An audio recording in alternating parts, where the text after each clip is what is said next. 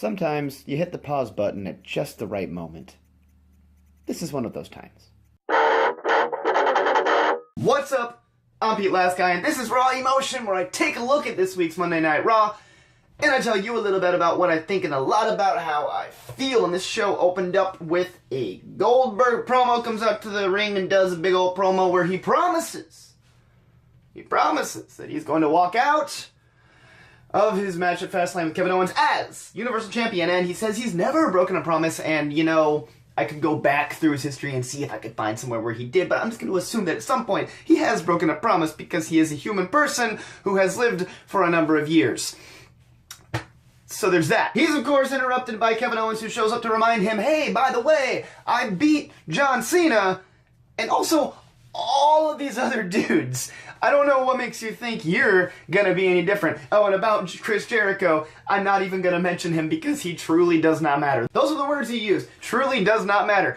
I love that he's not only just being a jerk about it, but that he's also teasing all of us and keeping us all in the dark and just reveling in how much we want to know more, but we don't get to know more. And he knows that, and he loves it, and I love it. He's a great heel. I love you, Kevin. I do. And he continues to tease by acting like, oh, okay, you want to fight? Let's do it right now. Let's do it. No, Green Bay doesn't deserve to see me fight. Which I loved. I love it. But he finishes off his counter promo by promising the death of the Goldberg chant. New Day comes out, of course, to let us know that they've got a match with the Shining Stars. Where, as Big E put it, they're going to take the shine out of the Shining Stars. I didn't write that. He breaks kayfabe for just a second. I didn't write that. And, I mean, to be fair, I would want to make sure that people knew that as well. If I was in Big E's place, I would want to be sure everybody realized, that was not me. There's people backstage who write this, and they're not very good, and that was them, not me. And I sure hope it also wasn't the New Day's idea to do that Oscars bit, you know, sorry, no, we're not actually, it's not Shining Stars, we just got a little card here. Yeah, can we zoom in on that? Yeah, oh no, we're fighting Rusev and Jinder Mahal. Sorry, you're gonna face the Big Show later. How fun! Hey, timely Oscars joke. Whoop-de-doo. But then they have a match with Rusev, now free of nose guard, and Jinder, hard body Mahal. Throughout the entirety of this match, Corey Graves on commentary just kept insisting, no, it's hard body Mahal now. It's Michael, it's hard body Mahal. Corey, stop trying to make hard body Mahal happen. It's never going to happen. But all the stupid, goofy nonsense surrounding it aside, I actually really liked the match. Again, Rusev, I will watch him anytime, and this is a New Day match where Woods got to wrestle, and Woods actually got the pin. He rolled up into this sweet bridging pin for the 3 count, and that was pretty cool. Overall, pretty solid match, but just like all the stupid stuff around it. You can take that all out. Come on, these guys are good. They show it when they get to the actual wrestling part. Give them something better to work with so they don't have to stop in the middle of a promo and let everyone around know that they didn't write these terrible lines. Fix it. You got great talent. Use them right. Use them right. Then we got a couple of backstage segments, one between Cesaro and Joe, who of course were old rivals back in NXT. They go back and forth a little bit, and Cesaro has a fantastic line where he tells Joe that all you do is carry Triple H's jockstrap. That was pretty great, but that's building up to their match later in the evening, and then we get a backstage segment between Mick and Steph. That whole rivalry is still continuing to progress, I guess. But Steph acts like she's going to apologize to Mick, and then of course she doesn't because she's terrible, and she, mentions that Triple H, it just keeps getting stronger and stronger as time goes on, whereas Mick just gets weaker and more sad and more pathetic, and 17 years ago today, Triple H ended your career, which is not really true, because Mick wrestled after that anyway, so it's not really ending your career. Do they just not think that we Google things? We Google things. WWE, we Google things. Well, let's jump over into Cruiserweight Corner, where prior to Akira Tozawa's match against Noam Dar, Brian Kendrick comes on the Titantron and does a little promo, talks about how he wanted to take Tozawa under his wing and mentor him. That's their whole story right now, and, even though Tozawa refused, well, Kendrick's still gonna teach him some lessons. In fact, he's already been teaching him lessons in the past, as he's beat him up on Raw, and as he's beat him up on 205 Live, and tonight, ooh, you're gonna get lesson 3, buddy! And then, of course, the match happens, Noam Dar versus Tozawa. I'm liking Tozawa, this is mostly just a showcase for him, it wasn't really about Noam Dar. He did that little, little fake out punch. He does those ha, ha, ha, ha, ha shouts that he does. But he has his match. It's a pretty good match. Again, there was a moment where Tozawa suicide dived through the ropes, and he basically headbutts right into Dar's face. And I don't think that's how it was supposed to go. If it was, I mean, good job, I guess, but that looked gnarly. He does that snap German suplex into the bridging pin, and 1, 2, 3, and there it is. And then Kendrick comes out for lesson 3. Beats up Tozawa, and he beats him up, and he beats him up some more, and he tells him that was lesson 3. So basically, I guess lesson 3 was that people can attack you after matches. This is wrestling. In case you didn't know, you're a pro wrestler, and sometimes people will attack you after matches. We've all learned something today. Later on in the evening, we have our second cruiserweight match. Team Jack Gallagher versus Team Jacked. We had Tony Nese and King of the Cruiserweights Neville versus Jack Gallagher and not Brian Kendrick, the other guy, TJ Perkins and Jack Gallagher versus the two most chiseled men in the universe. And not much to speak of in that match, although Jack Gallagher did submit Tony Nese for the win. I don't know if he's had any submission wins, at least on Raw, so far since he's debuted. So that makes him look extra strong, which is good because he's going to need to look that way going into his match at Fastlane on Sunday against Neville, the King of the Cruiserweights, for the Cruiserweight title. So that, honestly, even though there wasn't much to that match, it built towards an end. And so cool. But moving on, Charlotte comes out, does a promo in the ring, and she tells everybody that Bayley's been conning you. She's been fooling you with this, nice, sweet, innocent act.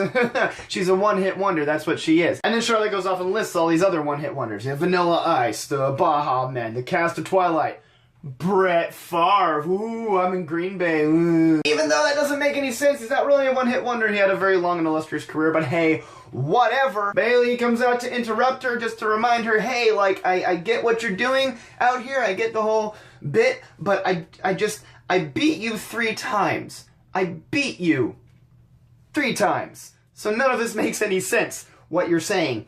Just a reminder. And of course, Sasha comes out to join her, and she's backing her up, and just the... Okay, listen. Sasha can talk. She's a pretty good talker. It's just, if you gotta give her the right stuff to say. Again, this comes back to Big E's complaint. I didn't write this. Who wrote Sasha's, well, I'm sick of looking at your stupid face line? Who wrote that? Why? Who was back there? Was it Chris Jericho? Was like, yeah, this is like stupid idiot. This is great. But Sasha's not even a heel. It was stupid. But maybe this is meant to, like, inch Sasha closer to the impending heel turn that people seem to suspect is coming. And now, I guess that make a little bit of sense. Maybe she betrays Bayley at Fastlane. That's kind of my prediction. I think they're going to move that. If they're going to have her turn heel, I think that's where they're going to do it. Maybe they'll draw it out for longer. I don't know. But a match is made between the team of Bayley and Sasha and the team of Charlotte. And, ooh, a surprise teammate. Who could it be? Who could it possibly be? How many people could it possibly be? Obviously, it's Nia. Obviously. Not much to say about the match itself. I've said it before. These are all great wrestlers. They're all fantastic workers. I like the way the match ended a lot. Nia slams, I think, Sasha onto Bayley and then gets the pin on Bayley. It was pretty nuts. Oh, there's a leg drop too in there at some point. These women's storylines are starting to blend together and just become a little bit forgettable, and I hate that. I don't like that. I want to remember the women's matches and the women's storylines, so let's make that happen. Titus O'Neil fought Sheamus on the premise that he wanted to hang out with him or be a teammate with him because they're both Irish, because O'Neil is his last name. There's your premise for this match, everybody. Enjoy your wrestling. Titus O'Neil. Really just seemed like a filler match, and I guess you need that sometimes to fill, pad out the runtime, which I get. It was a glorified squash. Titus looked really aggressive and strong right out the gate, which is really intense, but then in a matter of minutes, ended up eating a brogue kick and getting pinned, and there's your match. Next thing. Now, the next thing is actually a lot better. This is a very promo-heavy episode of Raw, and here is one of the best promos I've seen in a long time, especially from Seth Rollins. He's out there to kind of give an update on, the injury, his WrestleMania status, that kind of thing. That's the the premise we're going with, and Corey Graves is out there interviewing him, which I think is a good call. Corey Graves knows firsthand what it's like to suffer a debilitating injury that, for him, ended his wrestling career and put him on commentary, and so that's a good pick to put him out there and interview Seth Rollins. Now, in this segment, Seth finally does something that I've been kind of waiting for him to do ever since his, like, soft face turn. We just kind of agreed to the idea that he's a face now because he's facing off against heels, against powerful bad guys, against Triple H, you know, Kevin Owens and all that. But he's never really shown any sense of remorse for what he did. You know, that chair thing that happened, you remember. But he's never really shown any remorse or any indication that he feels bad for this. And he literally, in this segment, says, maybe I deserve this. You know, he said, maybe I brought this on myself. I was not a good guy. I was doing bad things. I was a bad person. And maybe all this suffering, all this, the injury, the re-injury, maybe this is all because this is the karma, you know? Maybe this is... I really gotta rethink things. And that's good. That's character development. That I think now has really solidified his face turn. This was the final tumbler in the lock to click, and now he's a face. And I like that a lot. This is a great, heartfelt, almost shoot-ish at times segment, and eventually Triple H comes out, and he's got Joe with him, and you know, he says about what you expect him to. I made you, I can destroy you, I've got my destroyer right here. And don't show up to WrestleMania. Don't do it. Because if you do, Triple H says it will be the last thing you ever do in a WWE ring. To which Seth Rollins replies, no, you. Yeah, he says he's going to be at WrestleMania and that he's actually going to flip it on Triple H. That if Triple H shows up to do anything against him, that he's going to end Triple H's career or something. I don't know. It was a bit nebulous, frankly. But, you know, overall, even though it wasn't the most solid end, that segment was the best part of Raw this week. They've really stepped up their promo and non-wrestling segment game on this show. Between the Festival of Friendship and this, I'm loving it. I'm really loving it. Plus, it gets me psyched for WrestleMania, and that was the point of this segment. I'm psyched for WrestleMania. That did exactly what it was supposed to do. Good job with that. Next thing, not so psyched. It was the Shining Stars. They're back to fight Big Show. Big Show squashes them. I think he does a double chokeslam at some point. Who even cares? This match doesn't matter. What is Big Show going to do at WrestleMania? Is Shaq even still going to be there? Probably not. I think he said he backed out. Another filler segment, which, again, I get it, but we're done talking about it. Cesaro versus Samoa Joe. That, I guess, ended up being the main event because it was the last actual match, and it was a fantastic match. Wow! I forget how strong Cesaro is because he doesn't, like, when you compare him to dudes like Tony Nese, you know, or Neville, where they're, like, obviously jacked, like, they are shaped in strange ways. Cesaro is just, he looks like he looks strong, you know, and he's got the muscles, you can see him, he's cut, but you don't expect him to be doing multiple suplexes on a dude the size of Samoa Joe. That's just not a thing a person should be able to do. Aha! And Joe himself obviously put on a fantastic showing at this match as well. Comes in, his music, by the way, is perfect. I think he might have the most fitting music. That music, and you see him walking out to it, it's perfect. Good job, whoever comes up with those songs. The CFOs, I guess? I think that's their name. Whatever. Not important. Joe puts on a clinic. He's doing the heel thing where he injures Cesaro's leg, and then he targets that for the rest of the match, and it ends up, you know, being the right thing to do because he ends up getting the win. On his way out, he's being interviewed on the ramp, and he's talking about it doesn't matter who you are, it doesn't matter how much the fans love you, what you've accomplished, and he's trying to, you know, say that it doesn't matter who, I'm gonna beat you, I'm gonna beat you up, because that's my thing, that's what I'm here to do. But in the middle of trying to say this, again, he's being interviewed on the ramp, which means something is going to happen. And it does, because, whoa, whoa, whoa. Joe turns around to where wrestlers usually come out from, and he's looking, he's waiting for Sammy, he's waiting for him, and then, boom! Oh, I didn't expect that! I just did the thing that you do, except I did it to you! Ha-ha! Second, and they have a brawl, and it's great. Anyway, let's move on to the last thing. Roman Reigns versus Braun Strowman. Well, not versus, it's a contract signing for the match at Fastlane they're gonna have. All night Braun had been, you know, talking to Mick and making all kinds of noises about, like, I need to get this on paper. I don't want him to back out because look at me. Would you want to fight me? Obviously not. bad impressions. Every episode, bad impressions. Get used to it. So Mick Foley is out there talking up the contract signing, explaining to the crowd, even though we were there for all the other vignettes and whatnot, but he's explaining it, and Braun Strowman's music hits, and he comes out to just trash talk Mick some more, because that hasn't happened enough on this episode in the last, 3 weeks, too, you know? But Mick cuts him off, just like, enough, that's it, I'm done, I'm not taking this abuse from you, you are gonna respect, I am a legend, okay, kid? You're not. So you are gonna respect me or else. And then they're squaring up like they're actually going to fight. Obviously they're not. Obviously they get cut off by Roman Reigns, but it looked, I was feeling the intensity, the tension there. But then Roman enters before things get really violent, and then he makes them violent. He attacks Braun Strowman and they brawl, and it's, again, a lot of non-match brawls on this episode. They brawl through the stands. Roman spears Braun into a barricade and also into a security guy. He makes his way back to the ring, and he's at the table, and he looks like he's, okay, now I'm gonna sign. Can we do this now?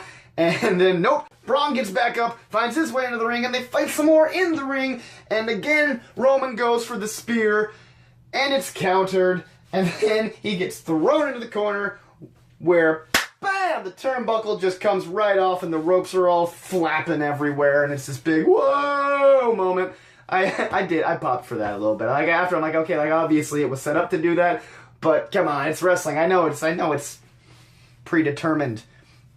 That's wrestling fan code for fake. I get it, but I popped big. I loved it. So overall, decent episode of Raw. No, not decent. This was good. This is a good episode of Raw. The things that I didn't like were few and far between, and they were a very small portion of the show. The majority of this episode, I dug it. I loved it. So let me know what you thought about it. Let me know what you think we're going to see at Fastlane. Maybe give me some of your predictions. Do all that right down there in the comments. And of course, you can click that like button, please. Go ahead and leave a comment other than what I've mentioned. Interact down there in the comments, and share this video with your friends who like wrestling. And click the subscribe button for more weekly wrestling content. That's right, we do this every week. Until then, I'm Pete Last Guy. You have been a delight. We'll see you at Fastlane, but this match is over in 1, 2, 3. This is Raw Emotion, where I take a look at this week's Monday Night Raw, and I tell you. I'm Pete Last Guy, and this is Monday Night Raw. No, it's not. This isn't a YouTube show. This is... And let's flip over into Cruiserweight Corner. You flip, because they flip. I'm not doing that line.